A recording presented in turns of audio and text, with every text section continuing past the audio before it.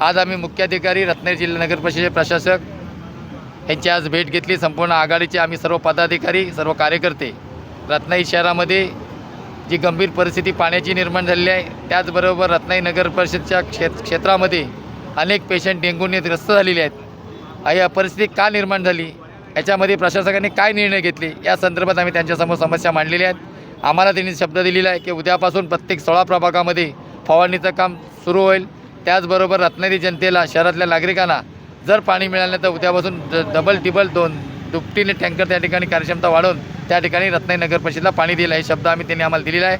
जर ही परिस्थिती रत्नागिरी आम्ही समस्या मांडून जर त्याच्यावरती योग्य रीतीने जर नियोजन केलं नाही तर आम्ही अशा प्रकारचं आंदोलन करू की आम्ही आतमध्ये असू आणि प्रशासक बाहेर असेल, असं आम्ही त्याने गंभीर इशारा दिला आहे। आणि ह्या रत्नागिरी शहरातल्या जनतेचा आम्ही प्रश्न जिव्हाळ्याचा मुद्दा मांडलेला आहे। जनतेला जो काही त्रास होतोय पाण्यामुळे, जे वेळेवर पाणी मिळत नाही आणि आता इथून पुढे मिळेल की नाही ही शंका आहे, म्हणून आम्ही शिवसेनेच्या वतीने रत्नागिरी नगर परिषदेवर मोर्चा काढला होता।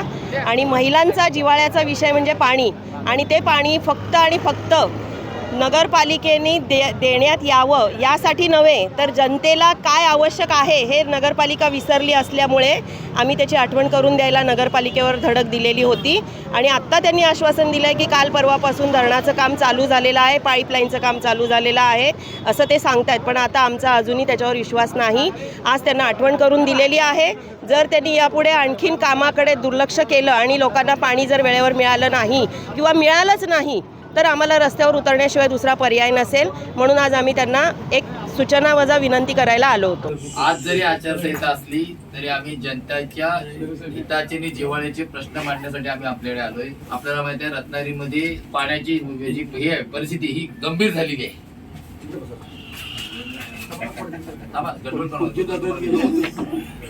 एवढी परिस्थिती गंभीर झालेली आहे की आपल्यासारखे प्रशासक अधिकारी म्हणून तुम्ही नगर परिषदेमध्ये चांगलं काम करताय, त्याबद्दल आम्हाला तुमचा आदर आहे।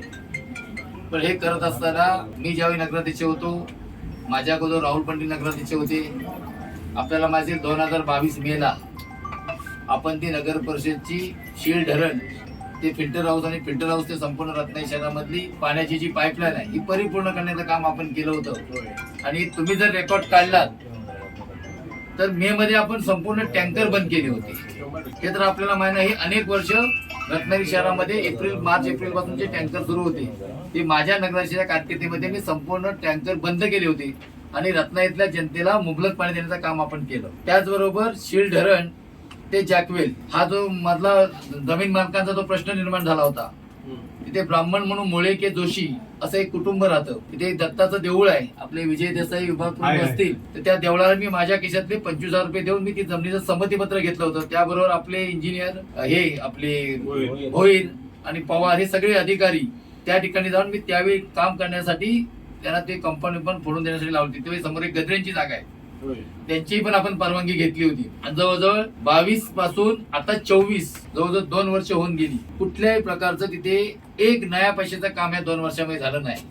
आज रत्नागिरी शहरामध्ये नाही, संपूर्ण महाराष्ट्रामध्ये पाण्याची समस्या एवढी गंभीर झालेली आहे। आज काय रत्नागिरीतच झालेली नाही, पण ही गंभीर परिस्थिती जी झाली त्याला कारण आपले कर्मचारी आहेत। आपल्याकडे 7 वर्षापूर्वी वर्क ऑर्डर देऊन झाली, त्यासाठी लागणारी यंत्रसामुग्री त्या ठिकाणी होती, पाईपलाईन होती, सगळे होता, स्टाफ होता। पण जर जॅकवेल तर फिल्टर हाऊस जर ही पाईपलाईन परिपूर्ण जर आपण घातली असती तर लास्टचा टप्पा जो पाण्याचा आहे, आज आपण पाणी पंपिंग करून घेतोय, जर ती वाहिनी जर आपण जोडली असती तर प्रायोरिटीने ग्रॅव्हिटीने पाणी त्या ठिकाणी शीळ धरणामध्ये जिथे आपण फिल्टर हाऊसला जे जॅकवेलचे ते पाणी साठा करतो तिथे चांगल्या प्रकारचा आला असता, जेणेकरून अजून जरी 15 दिवस पाऊस लांबलेला गेला असता तर रत्नागिरी शहरातल्याला थोडंफार पाणी मिळालं असतं।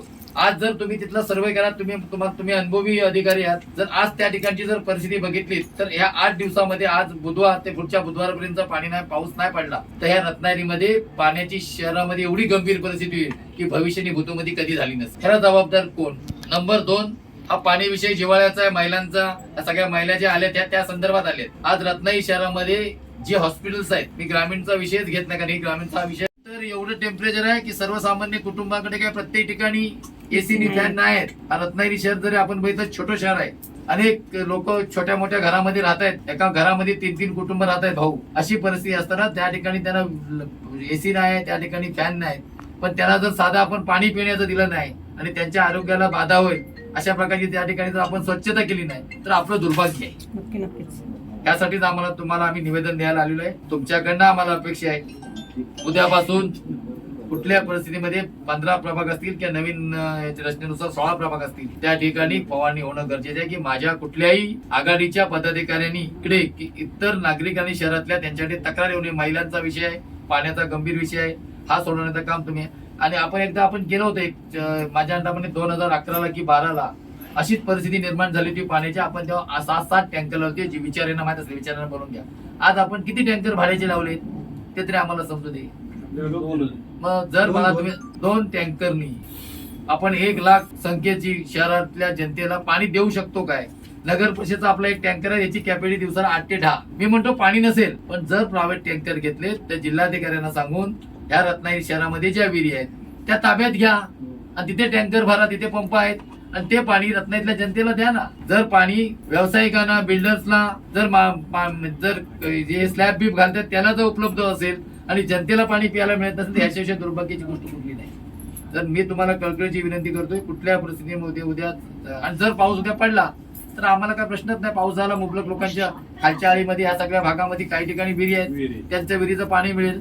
आज तुम्हाला आणखीन एक सांगतो उदाहरण, सगळ्या 99% विहिरी या चुकीच्या पद्धतीने गटारची कामं केल्यामुळे सगळ्या दूषित झालेल्या आहेत. जर त्यांचे टेस्ट रिपोर्ट केलेत पाण्याचे तर प्रत्येक रिपोर्ट हा अयोग्य म्हणून येईल. जर ही परिस्थिती निर्माण झाली, आज डेंग्यू कशामुळे होतोय? रत्नागिरी शहरातच डेंग्यू का?